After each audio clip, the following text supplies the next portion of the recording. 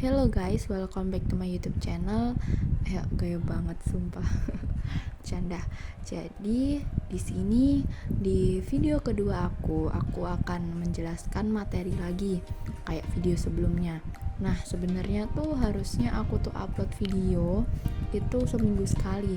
Cuman karena ada banyak tugas yang lain yang deadline-nya lebih dulu, kemudian banyak kegiatan lain kayak ospek dan semacamnya. Itu tuh jadi bikin aku nggak sempet buat upload video, jadi baru sempat upload lagi sekarang.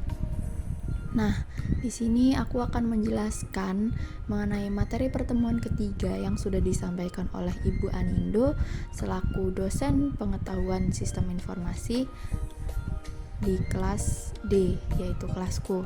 Nah, kita langsung aja ke materinya. Happy watching! Kali ini kita akan membahas mengenai organisasi dan karir di bidang teknologi informasi. Pertama, kita akan membahas bagaimana sih dampak IT bagi organisasi. Dimulai dari dampak ekonomi. Di sini dapat kita lihat terdapat gambar grafik, di mana gambar pertama merupakan grafik teori biaya transaksi dan gambar kedua adalah grafik teori agensi. Pada grafik pertama menunjukkan di mana kondisi perusahaan sebelum menggunakan IT, itu perusahaan memiliki biaya transaksi yang besar, di mana mereka harus mempekerjakan lebih banyak karyawan, membeli pemasok dan distributor. Nah, kemudian dengan adanya IT, perusahaan dapat menurunkan biaya transaksi pasar, sehingga hal itu menguntungkan perusahaan untuk bertransaksi dengan perusahaan lain daripada menambah jumlah karyawan. Nah, jadi di sini perusahaan dapat menghemat biaya transaksi. Pada gambar grafik kedua, di situ menunjukkan di mana kondisi perusahaan mengalami biaya keagenan, yaitu biaya pengelolaan dan pengawasan yang meningkat seiring pertumbuhan perusahaan. Sebelum menggunakan IT, sebelum adanya IT, perusahaan memiliki biaya keagenan yang tinggi. Nah, dengan adanya IT, dapat mengurangi biaya agensi, yang memungkinkan perusahaan untuk tumbuh tanpa menambah biaya pengawasan dan juga tanpa menambah karyawan. Selanjutnya, dampak dari struktur dan perilaku organisasi. Yang pertama, dengan adanya IT dapat meratakan organisasi. Yang kedua, terdapat perusahaan virtual. Yang ketiga, menambah atau meningkatkan fleksibilitas suatu organisasi. Nah, di situ terdapat dua gambar, di mana sebelum menggunakan IT, perusahaan memiliki struktur organisasi tradisional dengan banyak tingkat manajemen. Dan pada gambar kedua, yaitu setelah menggunakan IT, perusahaan atau organisasi itu telah diratakan dengan menghilangkan lapisan manajemen. Nah, dari gambar tersebut dapat kita simpulkan dengan adanya IT dapat mengurangi jumlah tingkatan dalam organisasi dengan memberikan informasi kepada manajer untuk mengawasi sejumlah besar karyawan dan memberikan kewenangan lebih besar untuk mengambil keputusan kepada karyawan tingkat lebih rendah. Selanjutnya, kita memahami resistensi organisasi terhadap perubahan.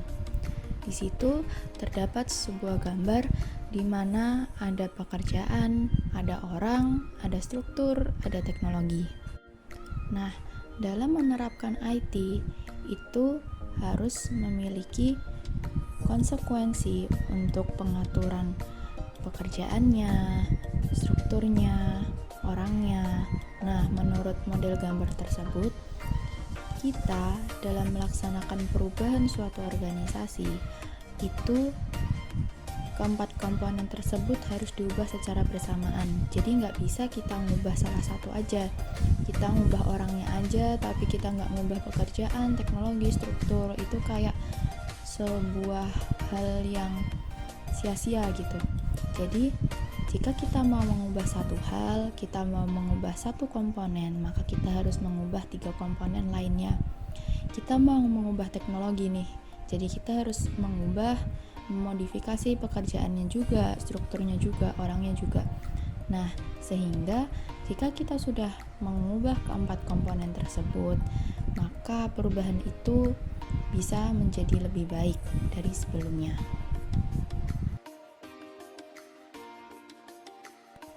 Nah, yang kedua kita akan membahas mengenai career plan. Apa sih yang akan kamu lakukan di masa depan itu dengan kamu menggunakan IT? Nah, kita akan membahas tentang strategic position. Di sini aku nulisin ada 7 jabatan.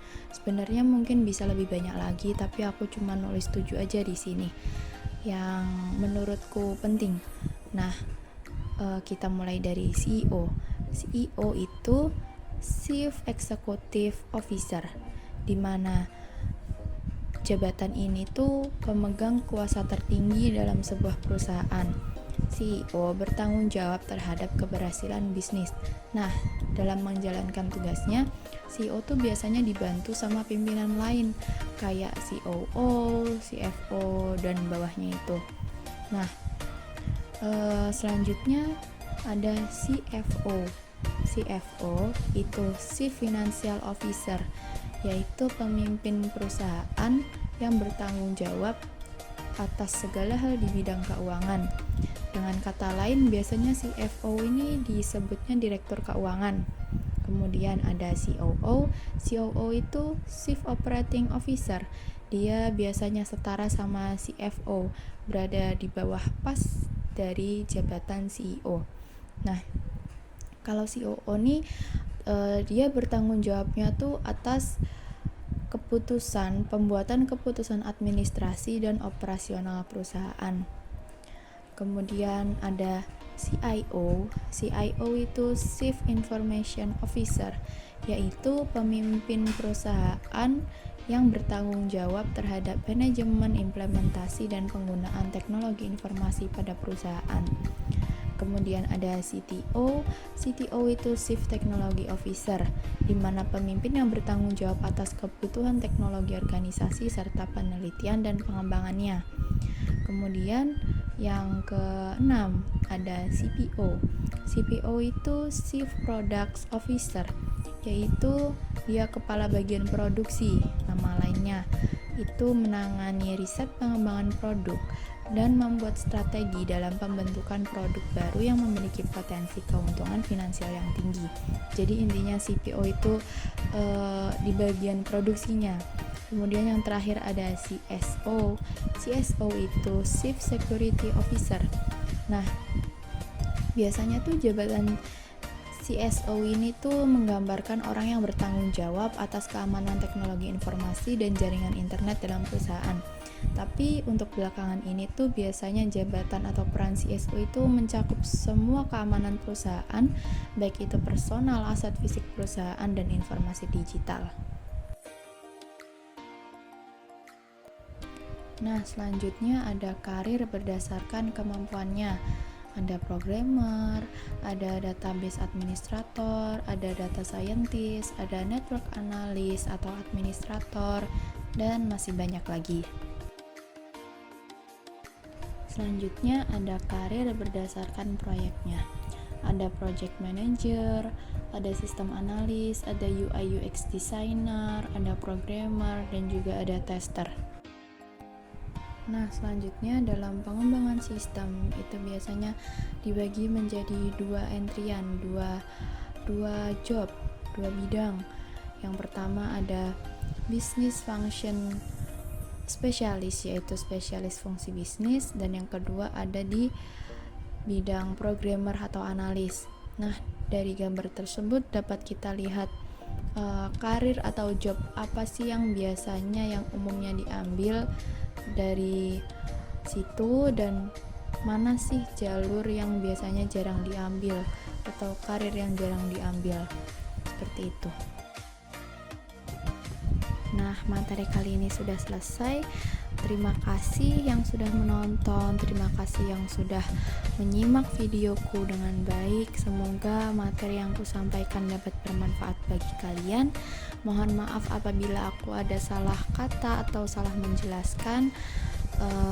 Terima kasih and see you in next video. Bye bye.